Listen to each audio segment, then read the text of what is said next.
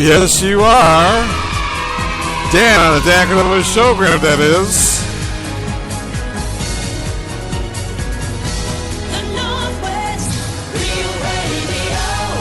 And we are going to have loads of fun and excitement all day long today. So, hey, stick around because it's going to be one hell of a day. Chicago weather is 60 degrees. Comes to playing Philly this afternoon. Oh, my God, what a game. They're halfway through. It comes win 7-9. Philly doesn't have a chance. Dan on the Cordova Showgram. I am Dan Cordova. Thank you for joining me, everybody. We'll be right back with some entertainment news, so stick around. I really, really love that you do.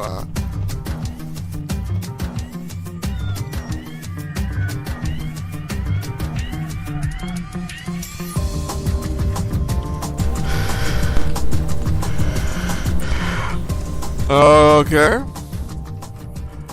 Very good, very good. Okay. This is still part of the iHeartRadio audition, so we are sin any type of music. Since again they are fearful that my middle name is Napster. And I may stealing any music I may play. Which I wouldn't do. I mean, that'd be a horrible thing to do to our kids. Of course. So anyway, last night was American Idol. It's picking up a little bit. I'm kind of grooving on it a little bit more than I have been. And a day after the American Idol Top 6 performed double duty on stage, the season 13 finalists were chopped down to 5, following an impressive rock performance and an impressive country performance. Most assumed Khalid Johnson would be safe on tonight's result show, but everyone had a sense of concern. Khalid also celebrated his 23rd birthday last night, which is pretty cool, and seeked out the kisses of the 2 girl contestants that are still in the competition.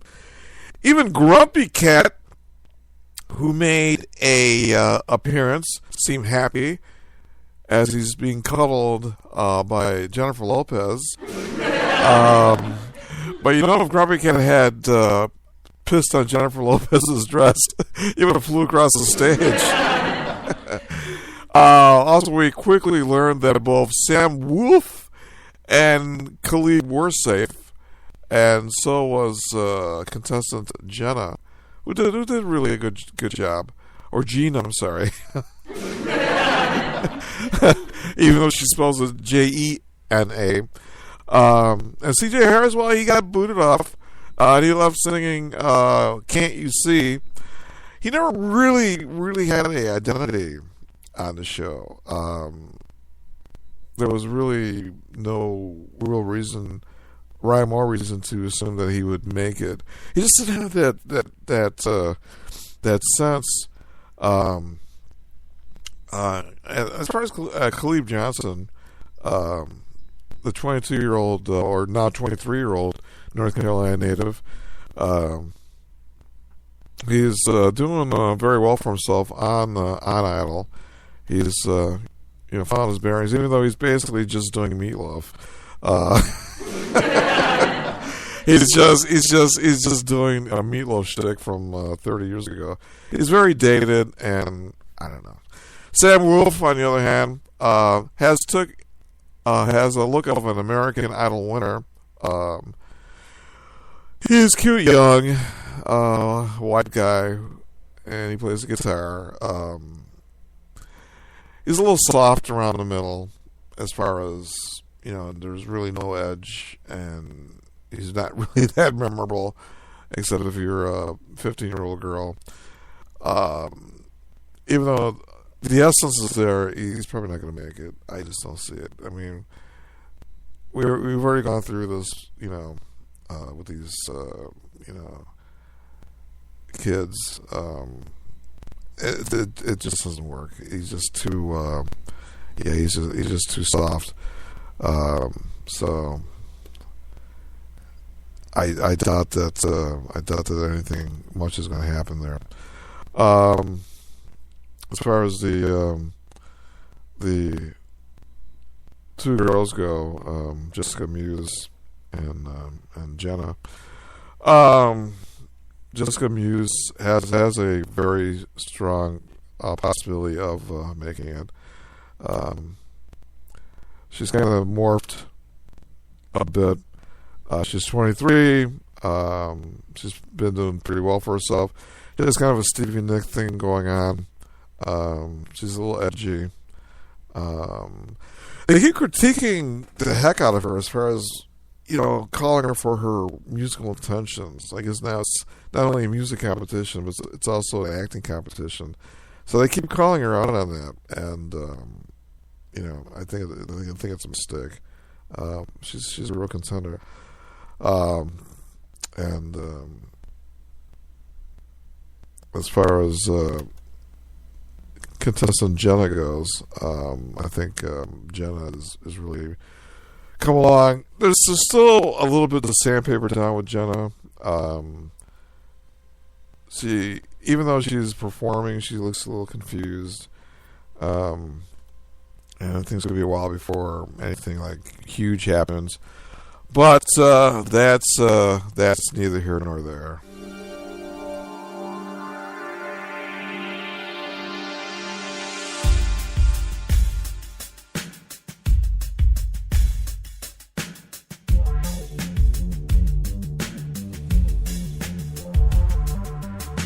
All right, Dan, continuing on his iHeart podcast audition, trying to see if I can get some bills paid by getting casted in some semblance on a iHeart station. It would be nice. But you never know. Anything is possible. Just like the 3 fake weddings that Kim Kardashian and Kanye West are having.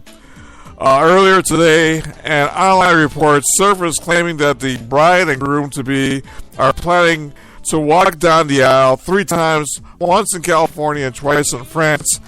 However, a source close to Kimye tells the press not to put too much stock in the rumors the lovebirds are having 3 weddings. No one knows anything in terms of details yet, says the source, Kim Jenner. So, we don't know. The Daily Mall and the Radar certainly don't know. And no one's gotten an invitation to such a event yet. Basically, here's what's happening. There'll be 100 guests at these weddings. The far-fetched 3 wedding report claimed that Kim and Kanye were advised by lawyers to have a U.S. ceremony before heading to Europe. Typically, the U.S. recognizes citizens when they get married in France, but dealing with a foreign government and paperwork could be a nightmare. So there's some urgency there. I don't know why. They already had a kid. I mean, whatever. As far as the 2 French ceremonies, the reports claim that Kim will have at least 3 dress changes per wedding for the big ceremony in France for her 3 big fake weddings. And they'll be over the top, of course. That's when the bad karma will kick in, and Kanye will go through what Chris Brown is going through, a very messed up situation. But hey, you know what? God bless them. God hand it to them, man. Here comes the bride. Here comes the groom. We'll see what happens.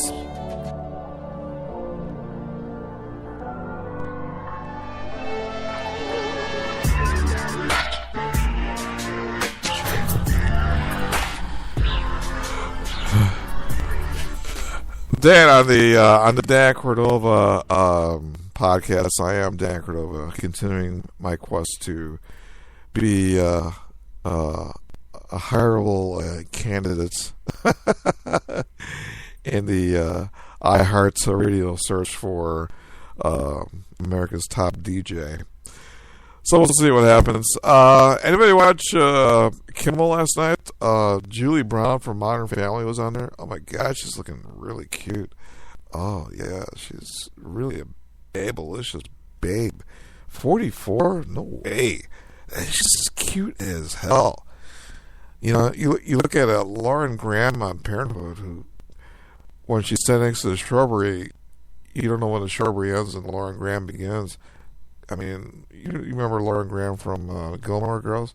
I mean, she was cute, like at the beginning of the century, but now she, but Julie Bowen, totally different. I mean, that's like night and day. She's very cute. Anyway, getting back to the Kimmel appearance, Julie Brown's Twitter followers received quite the twatting twiddle from Julie Brown last night. The Modern Family star wrote on her Twitter blog, how do you know when you have herpes? Just asking for a friend. Wait, what? Fortunately, friend does not actually refer to the 44-year-old actress. What's more, the tweet itself was simply a joke, courtesy of Jimmy Kimmel. You see, when Julie appeared on last night's Jimmy Kimmel Live, she wound up playing a game called Twitter Totter Twatter. yeah, it's true. The way it works was Bowen and Kimmel rode a teeter-totter, and as a wheel with a variety of phrases was spun, the wheel stopped. Whoever was at the top of the teeter-totter was forced to tweet whatever phrase the wheel landed on. So sure enough, Bowen lost the first round, resulting in an aforementioned tweet being posted about herpes. Second try, round two, also went to Kimmel, and Bowen had to then send Pope Francis the following, Pontiff, what's your problem? Thankfully, she survived the final turn with a little help of little Mexi Midget Guillermo, who held the teeter-totter down as Jimmy went up, who had to tweet, that's my butt, to a picture of Jimmy said on the baby's body. Good appearance, fun times had by all. Kim was trying his best to keep up with Fallon and doing a relatively good job.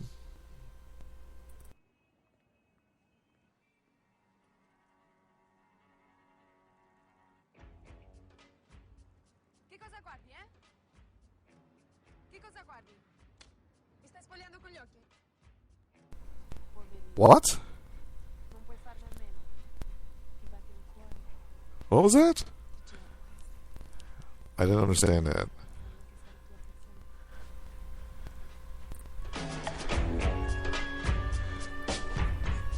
Wow. Very, very sexy, very sexy.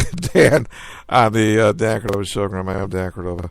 Thank you for joining me today as we continue on the quest of finding out once and for all if I'm hireable by iHeartRadio. We'll never know unless this comes through. Anyway, we got a thing on Selena Gomez to talk about. Selena Gomez's Instagram purge explained, find out why the singer has unfollowed everyone in her life. Yeah, she's just, blew everyone off. Earlier this week, Selena Gomez suddenly unfollowed everyone on her Instagram account, and coupled with the singer's moody pics and cryptic posts, including the lyrics to Mary J. Blige's Work in Progress, fans began to speculate that something is up with the pop star. And now we have insight into the singer's demeanor as of late following her trip to the Coachella Valley Music Festival earlier this month. A fine event, I may say. Oh my God, every teenage burnout winds up there.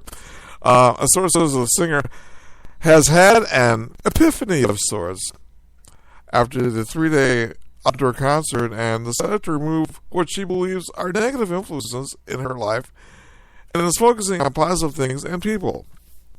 While the sources would not specify what prompted the singer's decision, I know what prompted the decision.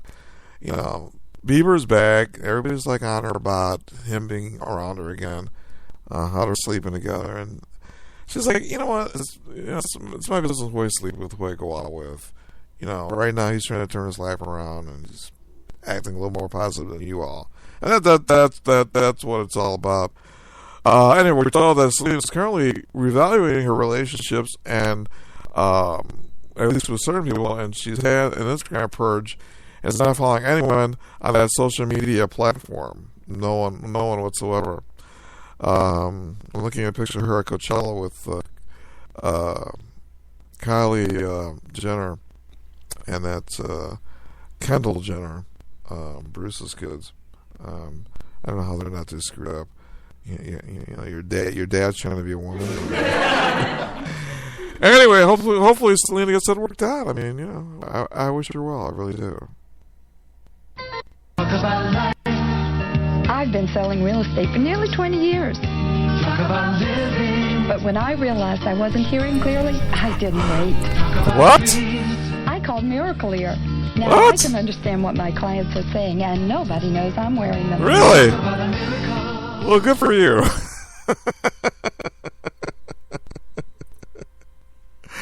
I got a miracle for you. It's called a Q-tip. Dan on the Dan Cordova Showgram. I am Dan Cordova. Always happy to be here with you.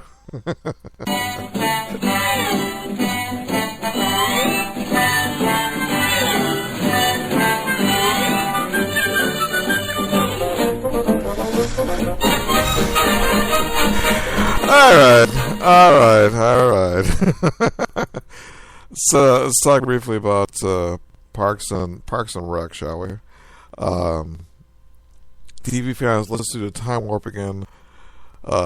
Usually when they do time warps on shows, the shows usually, you know, I've run out of ideas. And being that Parks and Rec stars Amy Poehler, that's not too surprising. God, she looks awful. She's really awful. Oh my God. I mean, for Will Arnett to take a walk on this chick, I mean, oh my God. If you ever notice, she's always hanging around Tina Fey just to take the tension off of her because that is just terrible. But anyway, TV panel, let's do the time warp again.